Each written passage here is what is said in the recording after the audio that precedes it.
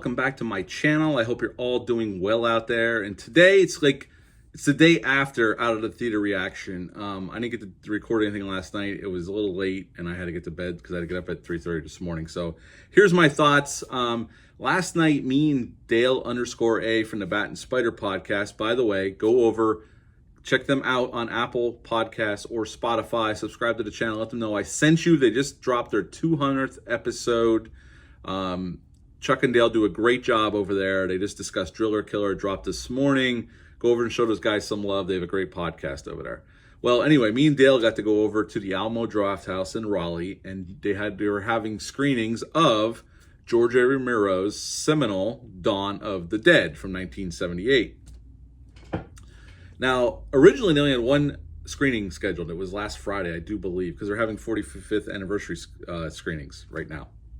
And they added screenings, and we were lucky enough to get tickets because the Friday night one sold out really quickly. They added a bunch of them, and last night the theater was absolutely packed, which warmed my heart that people still want to see this classic zombie film on the big screen. Now, this is my first time ever seeing it on the big screen. I've seen it many times at home, probably 24 to 30 times at home. I've seen it on various, physical media, VHS. I had the double VHS tape version from Anchor Bay back in the day. I have the Dawn of the Dead box DVD box set from Anchor Bay, and I have a 4K from Second Sight. So I'm a big George Romero Dawn of the Dead fan. So, but seeing it on the big screen, as always, a lot of these films we never got to see. We were too young, or I wasn't even born yet when this got released. So it was exciting to go actually see it on the big screen. And you do, when you get to see a film, even ones you always loved and maybe you've seen many times, there's something about seeing on the big screen. You notice things you typically didn't notice before. And last night with Dawn of the Dead, there was some things I noticed more, and not that I wasn't aware of them in the past, but I noticed them more last night. And I don't know what that was, but that's just the power of seeing a movie on the big screen. And with a great sound system, that Goblin score sounded great. And obviously, you know what Dawn of the Dead is. Peter, Fran, Steven, or Flyboy, and Roger. This is the second movie after Night of the Living Dead, and we're thrust into chaos this newsroom. And people are just walking off the job because civilization is crashing all around everybody. And there's two talking heads on the screen one's like a scientist or a doctor trying to explain what you have to do with these people that have come back to life seemingly. And there's a lot of pushback on this doctor, and Steven or Flyboy comes and gets Fran and says, look, at 9 o'clock, be on the roof, we're out of here. I'm taking a helicopter. And we're introduced to Roger and Peter.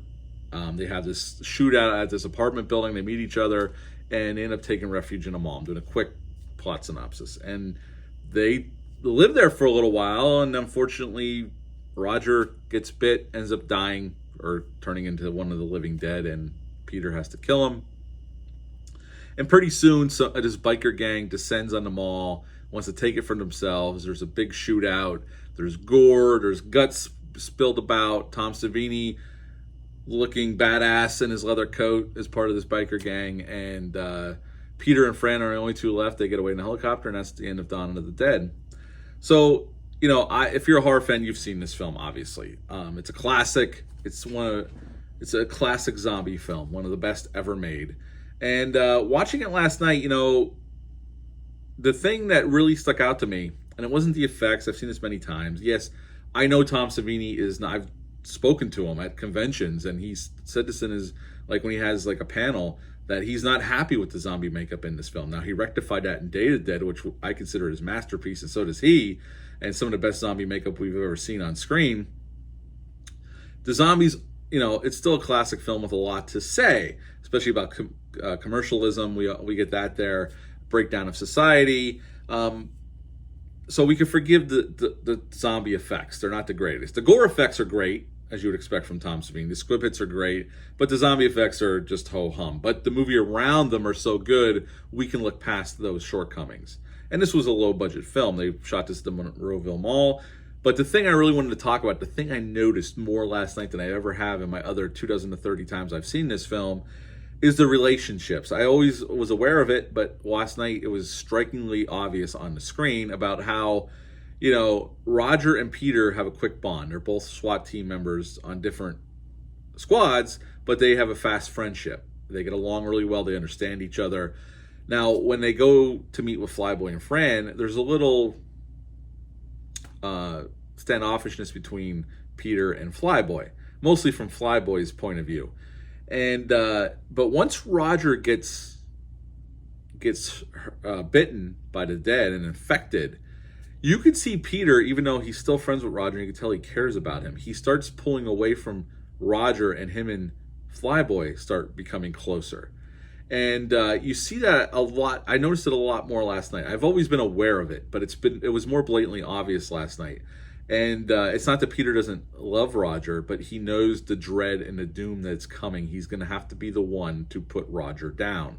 Roger's going to ask for it, which he does. We see that scene, and it's a great scene between Roger and Peter. And the heartbreak on Peter's face when he has to shoot Roger is heartbreaking. And I was always aware of it over the years, but really last night it really stuck out on the big screen. That's just the power of seeing a movie in the cinema. And even how Peter and Flyboy become good friends during this section of the film till the end. It's really something, and how Fran develops throughout the film. Like, first she's kind of meek and a little, acts weaker than everybody else, and then she becomes stronger and stronger. She learns how to fly a helicopter, which comes into use at the end, learns how to shoot a gun. So everybody finds their niche, and they form a cohesive bond during the film as they spend more and more time together. So, like I said, I've always noticed it, but last night it was even more apparent, and that's just seeing it on the big screen. The other thing is, and this was always apparent to me too, but even more so last night, is just they want to grasp on, because the world is falling apart around them. Later on in the film, like, they were getting news updates, or like these little, like, those TV stations were still on the air, and they were getting some information. And then at one point it's just static. But, Flyboy will not shut the TV off. He's hopeful, he's certain that it'll come back on. And that is just his way of grasping on to anything that's normal to him. Even though in the back of his head he knows civilization is crumbling. And this could very well be the end of times for the human race. Which in Day of the Dead we see that's pretty much what it comes really, really close to that in Day of the Dead. But it was a great experience seeing on the big screen. They ran trailers for Monkey Shines before the movie, which is a George Romero movie, Creepshow, Martin. I never saw that trailer for Martin. It was a great trailer. It goes on for a while.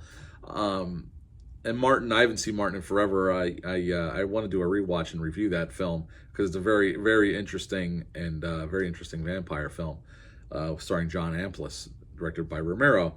But it was great seeing on the big screen the Goblin score thundering across the theater sound system.